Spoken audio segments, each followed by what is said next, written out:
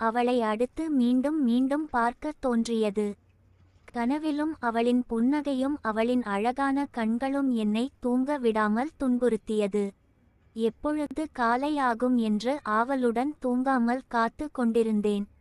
காலை ஆனதும் குளித்து முடித்து நன்றாக உடை அணிந்து கடைக்கு சென்றேன். அவள் வெளியே வரும் நேரம் ஆனது. ஆனால் இன்னும் அவள் வரவில்லை. அவளுக்கு பதிலாக அவள் அம்மா அப்பா வெளியே பையோடு வந்து அவளை ஜாக்கிரதையாக இருக்க சொல்லிவிட்டு ஆட்டோ ஏறினார்கள். என் தேவதையும் அவர்களுக்கு விடை கொடுத்துவிட்டு கடையில் என்னை பார்க்க நானும் அவளை பார்த்தேன். அவள் சற்று லேசான புன்னகையை காட்டிவிட்டு உள்ளே செல்லும் போது என்னை பார்த்து கொண்டே சென்றாள். நான் அங்கேயே இருக்க சற்று நேரத்தில் அவள் வீட்டு கேட் திறக்கும் சத்தம் கேட்டது. திரும்பி பார்க்க அவளும் அந்த கடை நோக்கி வந்தாள். கடைக்காரரிடம், என்ன அண்ணா, எப்படி இருக்கீங்க? இப்பலாம் ஒரே கஸ்டமர் வச்சே பணக்காரர் ஆகிடுவீங்க போல என்று சிரித்து கொண்டே கேட்க, அதற்கு அவர், பையன் ரொம்ப நல்ல பையன் தான்மா என்று மேலும் என்னை பற்றி சொல்ல அவள் மெதுவாக என்னை திரும்பி பார்த்தாள். உடனே நான், அண்ணா போதும், நானே சொல்லிடறேன். என் பேர் ஹரி. நான் என்னை பத்தி விவரம் அவளிடம் சொன்னேன்.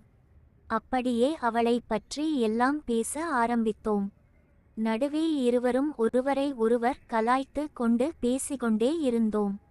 அவளுக்கு நான் ஜூஸ் ஆர்டர் செய்ய அவள், வேணாம், நான் நம்ம வீட்டுக்கு போகலாம் என்று என்னை அழைத்தாள்.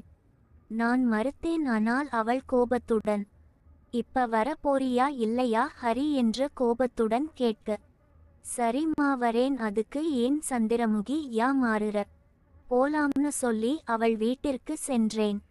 உள்ளே சோபாவில் என்னை அமர சொல்லி கிச்சன் உள்ளே சென்று எனக்கும் அவளுக்கும் ஜூஸ் செய்து கொண்டு வந்து கொடுத்தாள். நான் குடித்து கொண்டே அவள் கண்களை பார்த்து கொண்டே இருந்தேன்.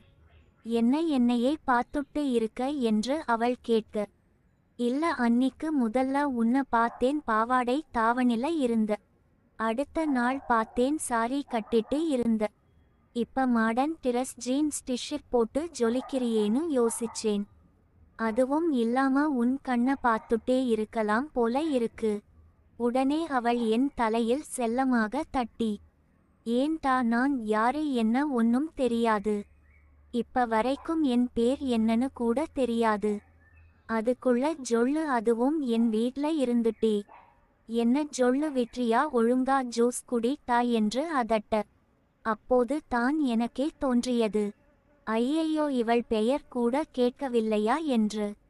உடனே அவளிடம், ஹே சாரி டா, உன் பேர் என்னம்மா என்று கேட்க, அவள், இப்ப தான் தோணுச்சா உனக்கு கேட்க என்று சிரித்து கொண்டே, என் பெயர் கல்பனா என்று கூறினாள்.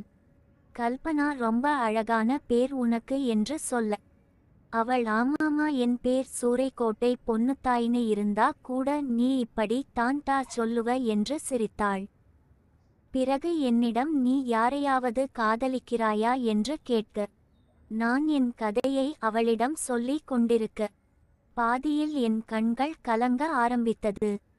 உடனே அவள் என் அருகில் வந்து அமர்ந்து, ஹே, என்னடா இதுக்கு போய் அழுதுட்டு இருக்க, விடுடா, அவளுக்கு கொடுத்து வச்சது அவ்ளோ தான் என்று என் தலை முடி கோதி விட்டு ஆறுதல் படுத்தினாள்.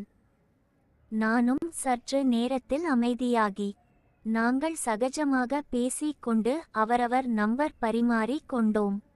பிறகு, சரி கல்பனா, நான் கிளம்புறேன் என்று கூறி கிளம்ப வரும் போது அவள் ஹரி என்று கூப்பிட நான் திரும்பும் போது அவள் என்னை பிடித்து அக்கறையாக கன்னத்தில் முத்தம் வைத்தாள். நான் அவளை நேருக்கு நேர் பார்க்க, தப்பா நினைக்காத ஹரி, எனக்கு உன்னை ரொம்ப பிடிச்சிருக்கு, எப்படி சொல்றதுன்னு தெரியல, அதான் இப்படி என்று இழுத்தாள்.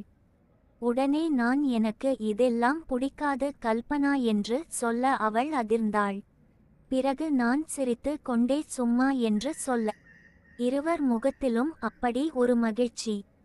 சரி, நான் கிளம்புறேன் என்று சொல்ல உடனே கல்பனா, ஹரி போணுமா என்று கேட்க எனக்குள் மனம் உருகியது.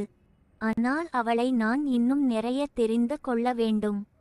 அவளும் என்னை பற்றி தெரிந்து கொள்ள வேண்டும் என்று முடிவு எடுத்து, வா வெளியே போலாம் என்று கூற, அவள் டேய் மணி பாத்தியா, சாயங்காலம் 5 ஆச்சு, எங்க போறது இப்ப என்று கேட்க, நீ வா என்று என் பைக் எடுத்து அவளை ஏற்றி இருவரும் கிளம்பினோம்.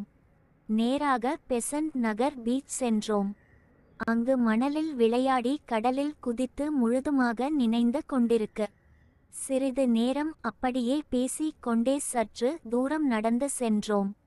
அப்போது ஒரு இடத்தில் இருட்டாக இருந்தது.